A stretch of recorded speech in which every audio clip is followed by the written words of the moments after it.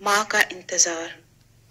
जुमेरात की रात से ही सलीम ने बेताबी से सुबह का इंतजार शुरू कर दिया था। आज जुम्मा था। उसने तमाम दिन बेकरारी में काटा।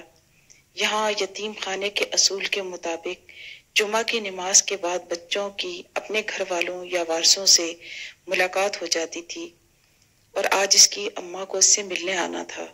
पिछले 3 हफ्तों से वो इससे मिलने ना आ सकी थी।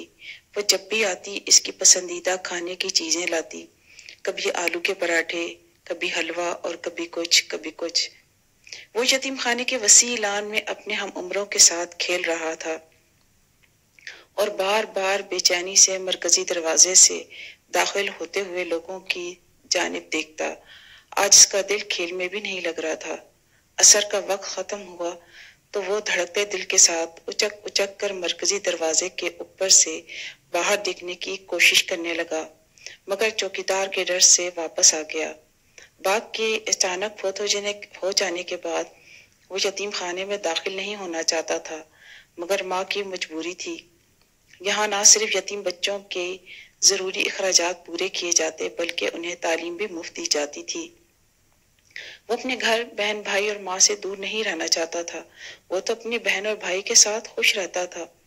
माँ ने इसके छोटे बहन और भाई को कम उम्री की वजह से अपने पास ही रख लिया था और इसके बेहतर मुस्तकबिल के लिए उसे यतीम खाने में दाखिल करा दिया और उसे वादा किया कि हर जुमे को उससे मिलने आया करेगी।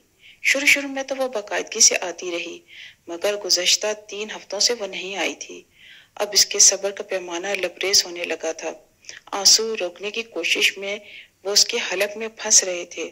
इसके कुछ हम उम्र इसकी दिली कैफियत से वाकिफ थे और कुछ मासूमियत और लाउबालीपन से उसे अपने साथ खेलने पर इसरार कर रहे थे, मगर इसका दिल खेल में नहीं लग रहा था और गैर हाजिर दिमागी का शिकार था।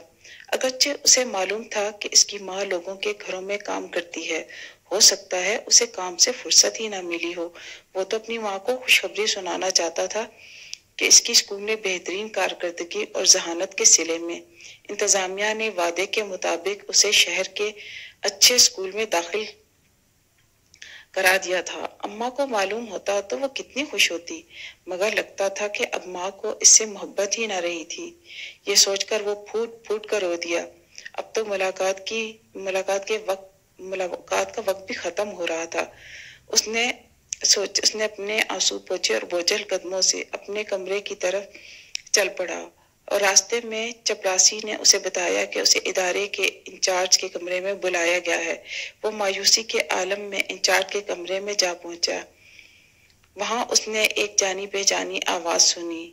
मैं जानती थी कि मेरा बेटा वजीफा जरूर हासिल करेगा, इसीलिए मैं 3 हफ्ते से मिलने नहीं आई ताकि किराए की रकम बचाकर जमा कर रखूं और अपने प्यारे बच्चे को 2 दिन के लिए घर ले जा सकूं। माँ इल्तजाइया अंदाज में कह रही थी।